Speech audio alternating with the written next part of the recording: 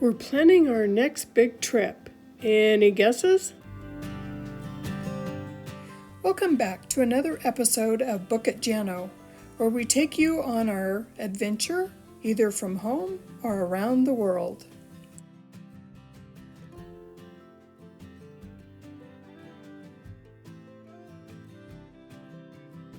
We are planning to walk the Camino de Santiago pilgrimage via the Way of St. James. It's not quite 500 miles and will take us about 35 to 40 days. We will be staying at albergues, also known as pilgrim hostels, along the way to reach our destination of the Cathedral of Santiago de Compostela. So our packs will be much lighter. And again, he's a little under the weather. But meanwhile, outside, this is happening.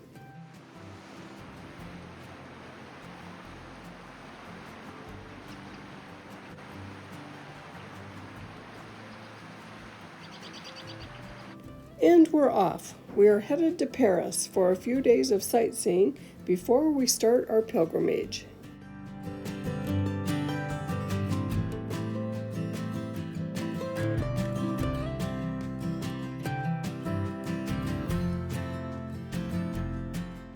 And we find Mike's favorite morning treat.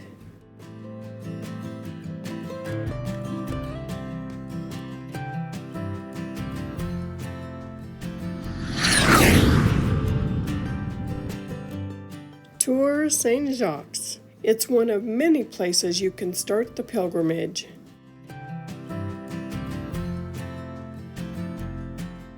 It was once a meat market.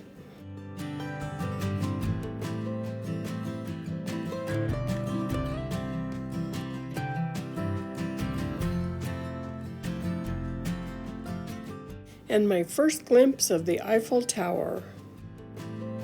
Our hotel was just a couple of blocks from Notre Dame, so that's where we started.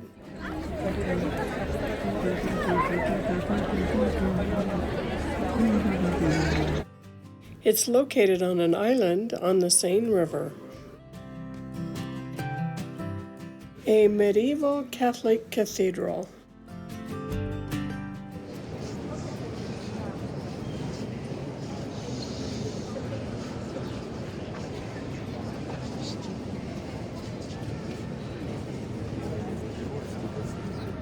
Said to be one of the finest examples of French Gothic architecture.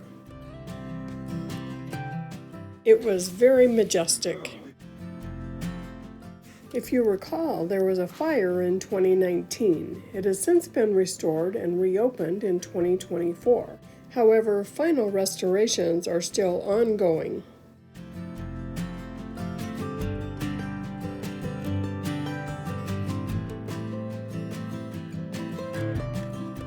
We like this because two of our sons are electricians. Our favorite boulanger, where pastries are homemade, and it was hard to make a choice. We are attempting to navigate the trains.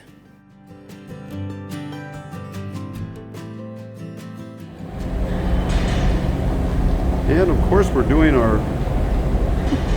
we have no idea what Metro ride, right? Metro ride? Right. We couldn't even figure out how to get on board at first, but we got it now. It took us about a half an hour, but we finally made it on the train.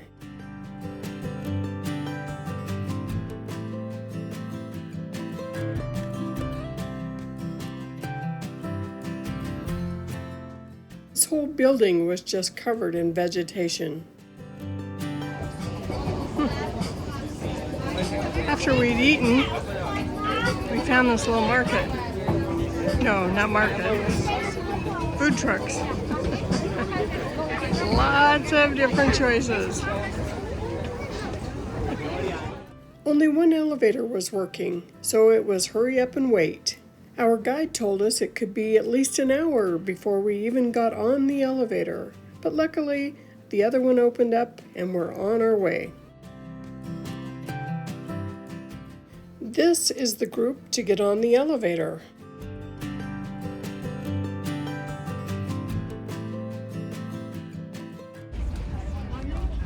You're going up sideways.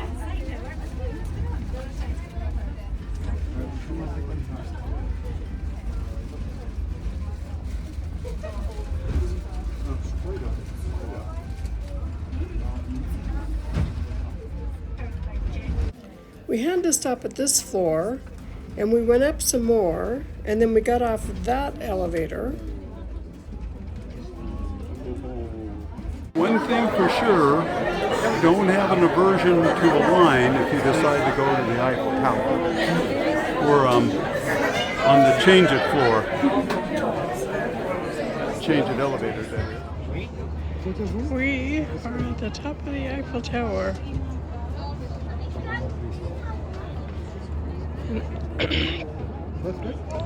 And that is the Seine River down there.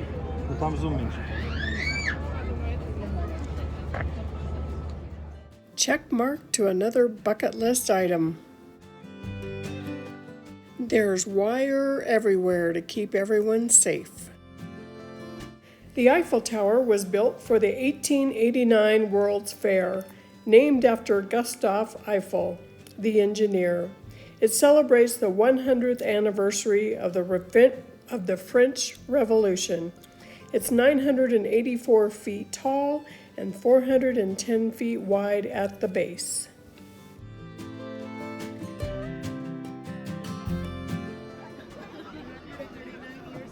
This is the vertigo of the tower. It's a suspended bridge 200 feet above ground.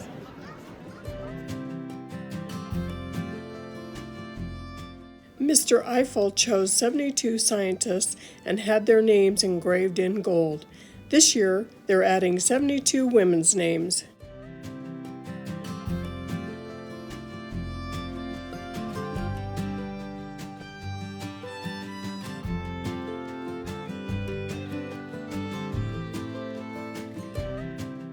We booked this river cruise with Get Your Guide. I had escargot with octopus. It was an amazing river cruise.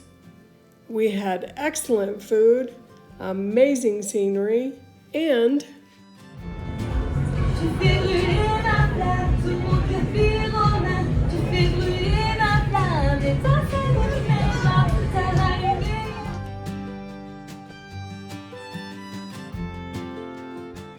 a replica of the Statue of Liberty facing west to her big sister in New York.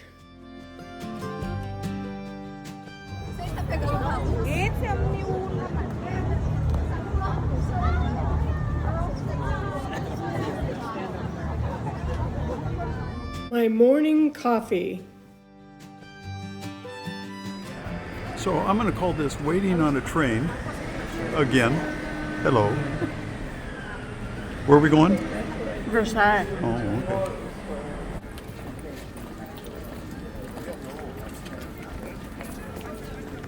Give me a few when you go through the... There you go. Keep this building in mind. King Louis XIII built it as a hunting lodge, but then King Louis XIV expanded on it. It has about 2,300 rooms and sits on about 2,000 acres.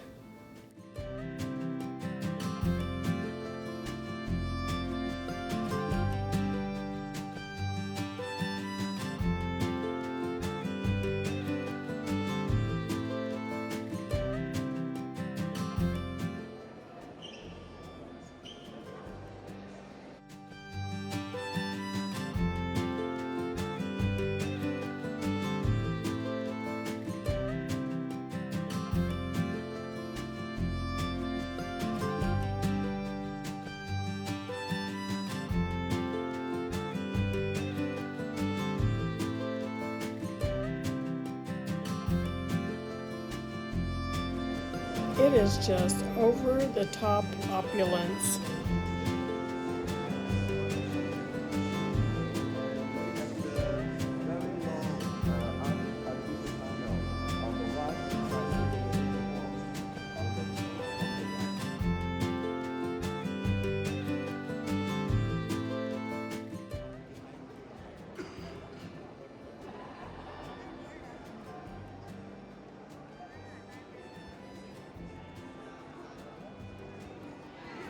So we're in the garden at Versailles, and this is just part of it. And I don't know. I have to look up and see how many football fields it said. A lot. It's just, yeah. Mike took me rowing on the Grand Canal. And remember the fanny pack. What could possibly go wrong? So as I'm showing you more rooms of the palace and the gardens, Mike has a story for you. So, Dad, tell me what happened on this adventure of yours. Yeah, well, so being a man of a certain age, I decided before leaving I would go to the restroom. And it's sort of a public restroom at Versailles. And while standing in line, there's a man directing us. And I thought he was an employee, didn't think much of it. Worked my way down to the restroom. And I happened to look over and there's the same man. I thought that was rather odd. And as I went to wash my hands, both of them, the sink thing had all three deals. It had water, hand dryer, soap all in one. So I washed my hands, but the dryer wouldn't work. And so the guy that I thought was an employee there, turns out he's the spotter, comes up on one side. He starts talking at me in French, I guess, and pounding on the dispensers and so forth. And I'm like, what's going on here? And so I'm watching him, and it's like he's maybe trying to tell me how to use these things. About that time, on my right side, I wasn't paying attention, comes another guy.